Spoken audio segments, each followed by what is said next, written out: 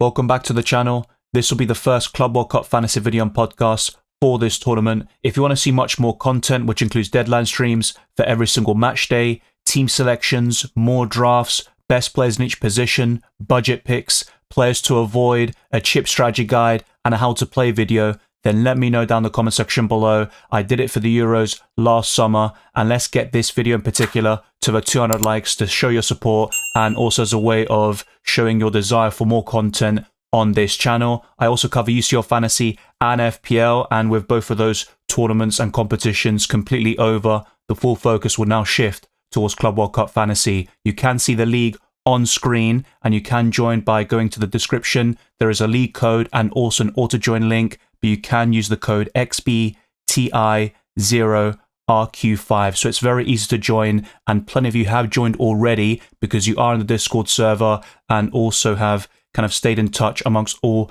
my social media platforms, which can also be found in the description. But let's get straight into this, building my first 15-man squad for Club World Cup Fantasy.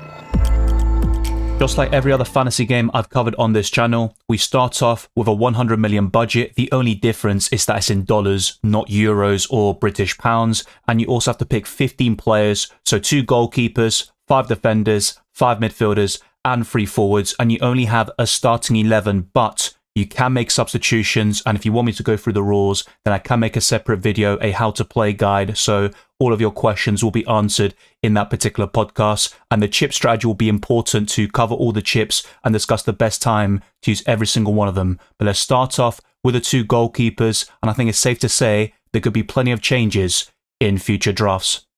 Despite a solid end to my UCL Fantasy campaign, one of my slight mistakes was buying Sommer and benching Donnarumma for the Champions League final, as I covered in my deadline stream on Saturday. But I still think Sommer is a good option in Club World Cup Fantasy. But for those looking to double or triple up on Inter Milan defensively, you might want to reconsider after their 5-0 loss against Paris Saint-Germain. No one expected it. Maybe PSG were the favourites, but to win by that margin, Inter Milan had no chance. They were poor from start to finish. They were thoroughly outclassed. And Jan Sommer, who has had a very solid campaign, has kind of tailed off towards the very end. But he did win Player of the Match in Matchday 16 against Barcelona in a 4-3 thriller. And that's what he's capable of as a Club World Cup Fantasy asset as well. The Swiss shot stopper has contributed towards 7 clean sheets in 14 Champions League games. He also kept 13 clean sheets in 33 Serie A matches. But I just think that 5-0 loss and also the potential departure of their manager Inzaghi, that could pose some problems and issues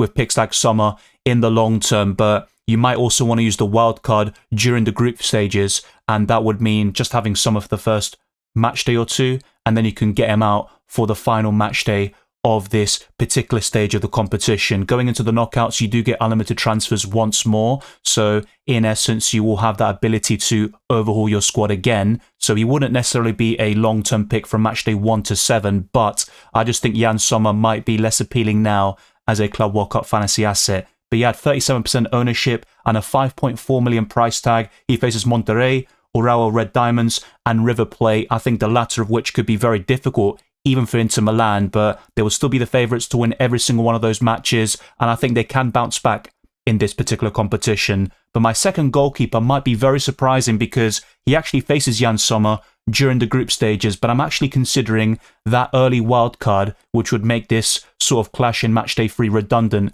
But Franco Armani is a veteran goalkeeper, just like Jan Sommer, and he only costs 4 million. Now, in this game, Ledesma is 4.9 million, but he isn't the starting goalkeeper for River Plate right now. We could see a few modifications across all of these teams. I know the prize money is ridiculous for this tournament. Overall, it totals 1 billion, and the winner of this competition will get $125 million, roughly. So you could see all of them going with their strongest team, so to speak, but River Plate could go for Ledesma in the end for the Club World Cup. But in the recent matches, Armani has been starting, and he has kept 2 clean sheets across 6 matches in the Copa Libertadores. He has only made 5 saves in South America's most prestigious club competition, and the Argentine veteran has also amassed 5 clean sheets in 15 league games this year, making 48 saves in that time frame. Now, his ownership is much lower than Sommer with only 8%, but he is a bargain at 4 million if he can nail down that spot for for this competition as well. But maybe for every single team and player we cover, there could be fans watching with more insight and also the reports from their respective countries. So if you feel differently about Armani and you think he's a bad pick for Club World Cup Fantasy, then let me know down in the comment section below. But River Plate will start off with a fixture against Urawa Red Diamonds, then face Monterrey, and they conclude the group stages facing Inter Milan. But I would only go for Sommer and Armani simultaneously if you're planning to wildcard in Matchday 2 or 3. And at the moment, I am looking at that Matchday 3 wildcard potentially, but with future drafts, that could well change. And I'll discuss this in more detail in a potential chip strategy guide. I'm not going to claim that my team is entirely differential, but there are a few low-owned picks in here, and Cambiasso is one of them. He had a very strong end to the Serie A campaign. He got 2 assists in the last 3 matches, and for the entire season, he got 2 goals and 3 assists in 25 league starts as Juventus secured Champions League football for next season. The Italian Giants delivered 9 clean sheets when Cambiasso was involved, and he provided 1 assist in 7 Champions League matches. Juventus, though, only kept 2 clean sheets in that competition. But with that 3% ownership and a 5.3 million price tag, I think Cambiasso could be fairly overlooked, and he's definitely worth considering in that defensive line. Juventus will start off facing Al Ain, then Wydad Casablanca, who faced Porto very recently, and they conceded a goal to a very promising striker who only costs 4.3 million in this game. So that's something I can discuss in future drafts and also in a budget picks video. And Juventus also faced Man City to round off this group stage. But to be honest with Cambiasso, a bit like Sommer and Armani, I think they look very promising for the first 2 match days, but this kind of pushes you towards a match day 3 wildcard, and otherwise you're going to have a few issues with clashes between certain players, especially in the goalkeeper position, and you're also going to have some tough fixtures like Juventus facing Manchester City. Speaking of which, I am looking at Gvardiol to cover the Citizens defensively, and Gvardiol has alternated between left back and centre half since O'Reilly's introduction to the starting lineup. So after 36 Premier League starts, the Croatian scored 5 goals and has become a vital component of Pep Guardiola's side. His Champions League output hasn't been as impressive though, with only 1 assist and 1 clean sheet in 10 appearances. But his disciplinary record is exemplary, with only 2 bookings in the Premier League and none in the Champions League whatsoever. So that's something you should be looking at in terms of defenders. How often do they get booked? Do they get red cards? And I think players like Cambiasso and Gvardiol are pretty decent in this regard. But Gvardiol is a template pick with 38% ownership at the time of this recording, and his price tag is 6.1 million. So Man City will face Wydad Casablanca first, then Al Ain, and then Juventus to round off this group stage. But next up is going to be another medium price defender, so to speak, of similar ilk to Cambiasso, and that's going to be Upamecano. Maybe I'm investing too much money in this position, and that's something I could maybe rectify in future drafts and my final team selection. But Upamecano is a solid pick, and the likes of Kim Min-jae from the same defense are a bit risky because they're suffering from injury problems right now. So I think Upamecano is an underrated option in Club World Cup Fantasy. In 20 Bundesliga appearances, he scored twice, picked up 7 clean sheets, but also 6 yellow cards. But in the Champions League, his disciplinary record was much better. He actually only got booked once in 11 games there, but he didn't score or assist in that competition, as Bayern Munich got 4 clean sheets in the Champions League. And Upamecano also delivered ball recoveries consistently in UCL Fantasy, but that isn't a thing in the Club World Cup, and it wasn't in World Cup Fantasy a few years ago as well. And he got a Player of the Match award against Celtic away in the knockout playoff rounds, which I also covered on this channel. And with 5% ownership and a 5.6 million price tag, I think Bayern Munich could keep 1 or 2 clean sheets in the group stages, facing Auckland City, Boca Juniors, and Benfica. But let's now move on to a budget pick in Raul Asensio, who only cost 4.2 million. He provided 1 assist in 23 La Liga games with 6 clean sheets and 3 yellow cards. He featured in 10 Champions League matches, registering an assist, 2 bookings, whilst also conceding a penalty, which does lead to points being deducted from your player's score. And Real Madrid didn't keep a single clean sheet in Europe, whilst Asensio was in the side, and Los Merengues only kept 1 in that competition overall. And Asensio has 14% ownership, a 4.2 million price tag, and Real Madrid kick things off against Al Hilal. I think that could be slightly tougher than you would expect. Then they face Pachuca, and then Red Bull Salzburg. So their opponents are still quite favourable overall, but I think the toughest could actually be Al Hilal in the opening game for Real Madrid. But last but not least is going to be part of a defensive double up, and I'm less keen on this right now, and towards the end of this video I'll discuss one or two alterations I could make to maybe balance things out a little bit more. So Denzel Dumfries is in here. Remember, this is a first draft. I made this before the Champions League final. I'm pretty sure a lot of people will kind of deviate away from this defensive double up now, but Denzel Dumfries remains a solid Club World Cup fantasy pick. He delivered 2 goals and 3 assists in the Champions League, all of them coming against Barcelona in the semi-finals, and he picked player of the match in the first leg in Matchday 15, where he scored a brace and got an assist with a great performance there for Inter Milan. The Dutchman only started 20 out of 29 Serie A matches, but scored 7 goals and got 2 assists,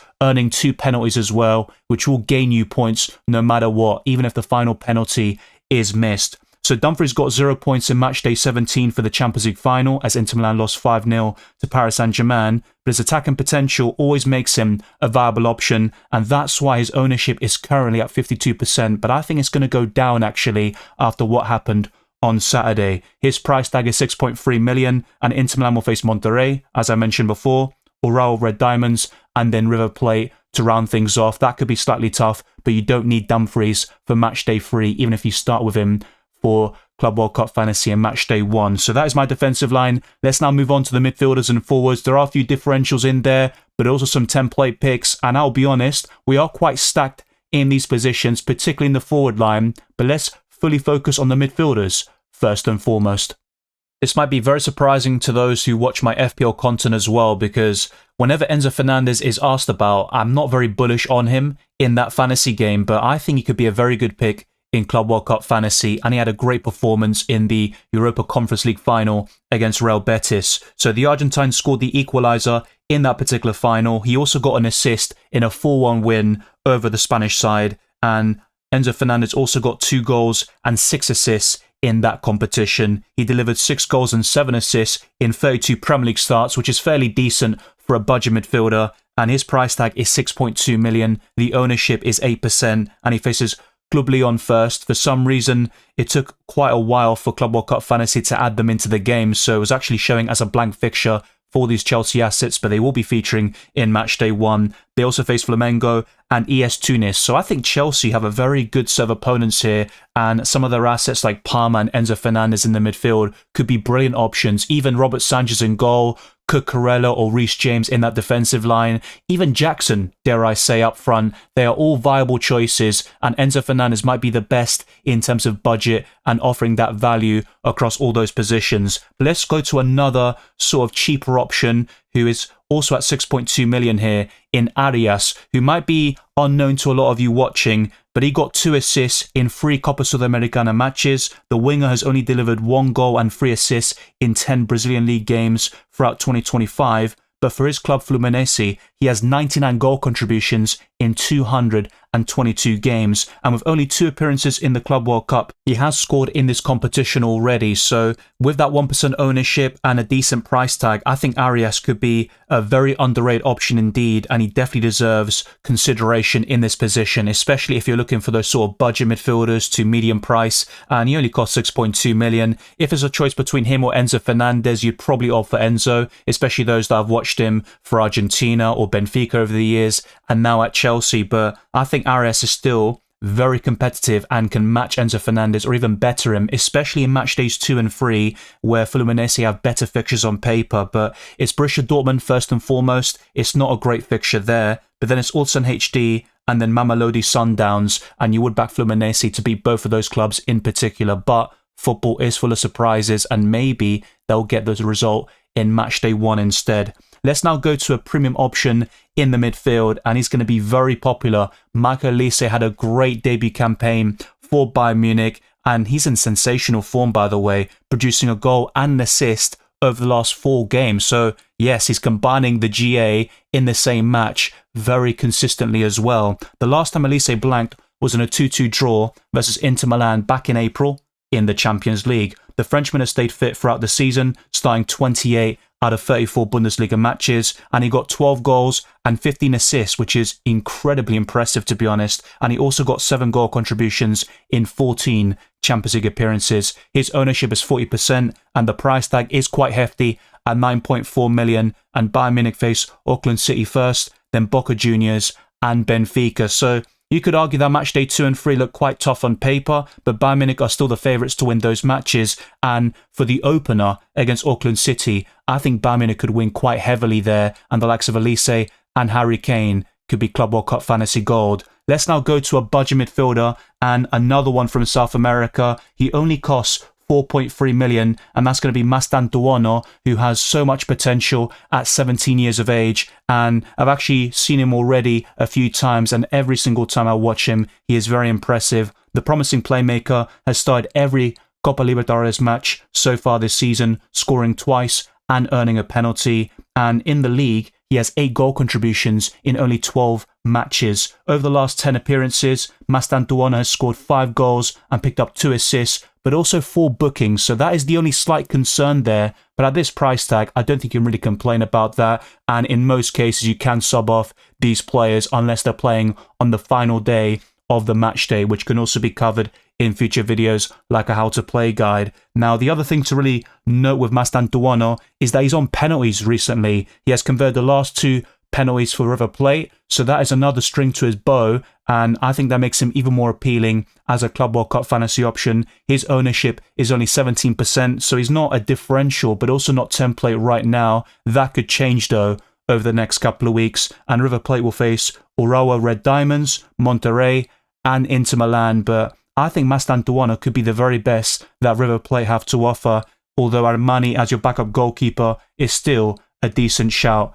Now, the last midfielder is another sort of budget option, and you could definitely argue that I'm putting too much money in the defensive line and that should be shifted towards the midfield, but I still think some of these budget midfielders will offer great value, and there's one Al Hilal midfielder that offers great value at 5.6 million, and that's Salim Al Dawsari. But be very careful, because from the same team and in the same position, there is yet another midfielder with the same surname. He costs 5.9 million, but the one I've picked is Salim. He costs 5.6, and he has a great record in this campaign with 15 goals and 15 assists in the Saudi Arabian League. He also finished as the top scorer of the AFC Champions League Elite with 10 goals in 12 matches, and he also got 2 assists and won a penalty in that competition. His recent form is stunning, notching 10 goals and 5 assists over the last 10 matches across all competitions, and he has played in the Club World Cup before with 6 goal contributions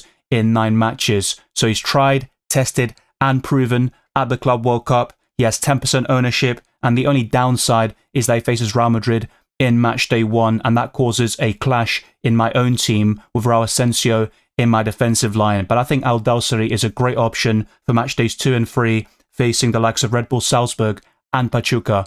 Let's now go on to the forward line, where things get very spicy indeed. There are so many great options in this position, and it's going to be very difficult to narrow it down to just 3 forwards.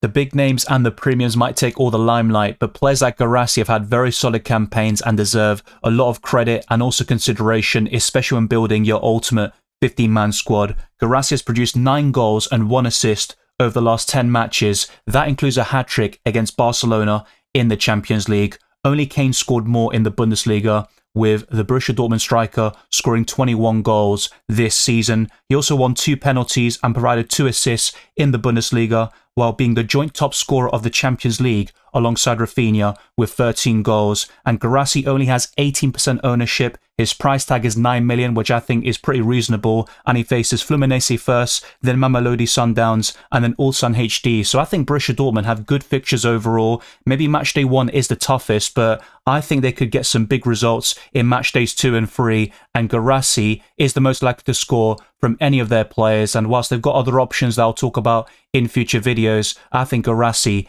is the number 1 Borussia Dortmund pick. Let's now move on to a premium, a big hitter, and an extremely template pick in Kylian Mbappe, who is also in sensational form right now. He is yet another striker in this team who has scored a hat-trick against Barcelona. The Frenchman has scored in 6 consecutive games, producing 10 goals overall in that time frame, and over the course of the season, he has become the main penalty taker at Real Madrid. Previously, it was Vinicius Jr., but he missed a few crucial penalties, and now Mbappe has full control of that. Despite a disappointing campaign, Mbappe won the European Golden Boot with 31 goals, 3 assists, and 3 penalties earned in La Liga. He also scored 7 goals, earned 1 penalty, and made an assist across 14 Champions League matches. His ownership is 58%, and his price tag is 11 million, the joint highest with Kane, Haaland, and Vinicius Jr., and Real Madrid will face Al Hilal, Pachuca, and Red Bull Salzburg.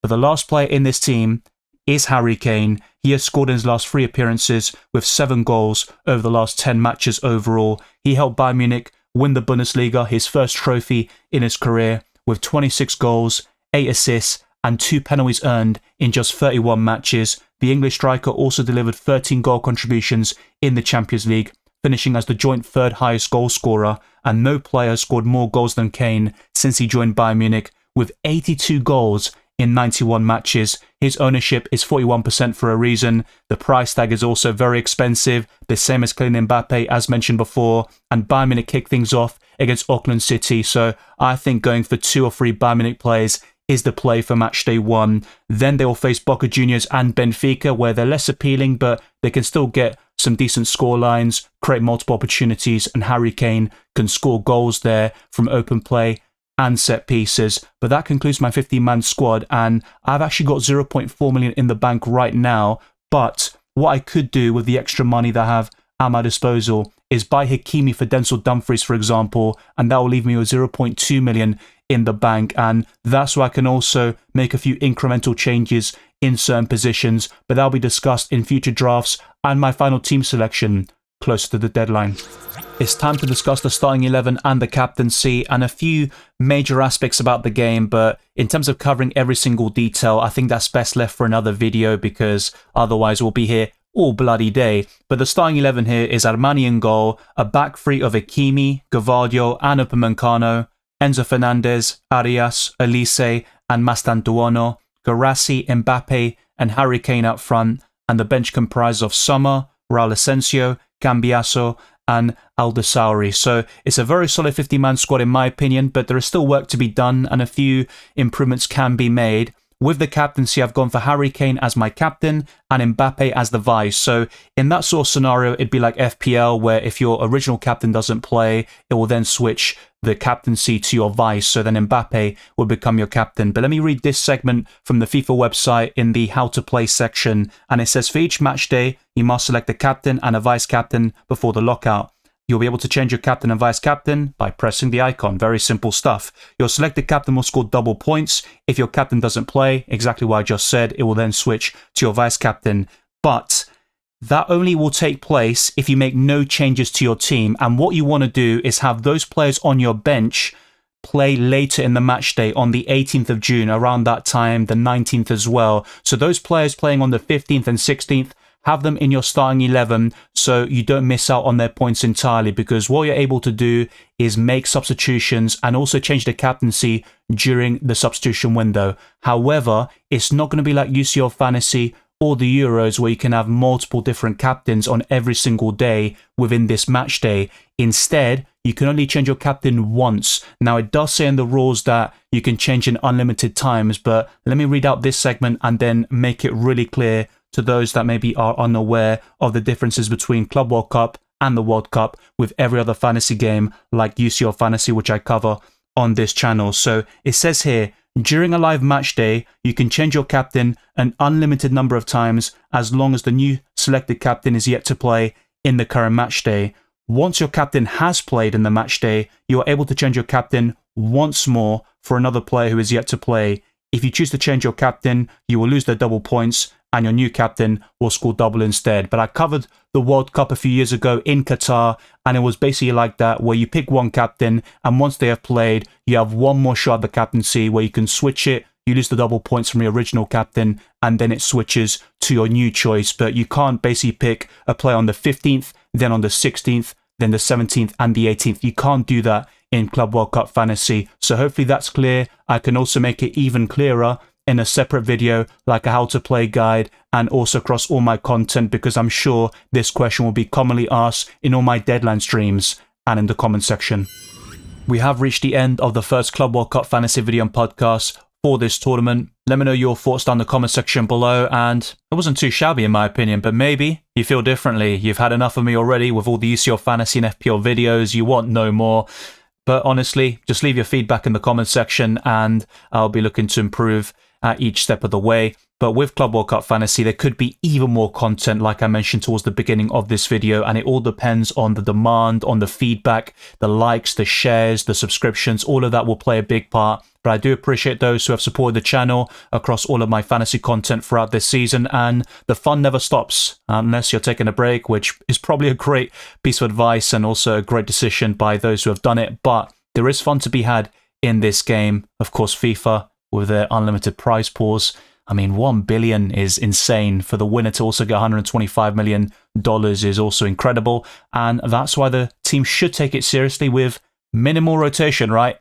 We'll wait and see how that goes. But thank you very much for watching this video and listening to this podcast. If you enjoyed it or found it insightful, then like this video, subscribe to the channel, and also hit the notification bell so you never miss a single upload or live stream for FPL, UCL Fantasy, and now Club World Cup Fantasy. Follow me on X, Instagram, and Blue Sky, DylanRCM, and check all the links in the description for my Patreon and the championships, for early access to my videos, amongst many other perks, the Discord server, Club World Cup Fantasy League, and Spotify can also be found in the description. I'll see you very soon for more Club World Cup Fantasy content. That includes a deadline stream for Matchday 1. That'll be on the 15th of June, and the deadline is at 12 AM in the UK, so expect me to go live around 1 or 2 hours before the deadline, and like I said, it all depends on the reception that this gets, but it would be a blast to cover that. I'll also gift 10 memberships in that specific deadline stream, and I look forward to welcoming you to more content for FPL, UCL Fantasy,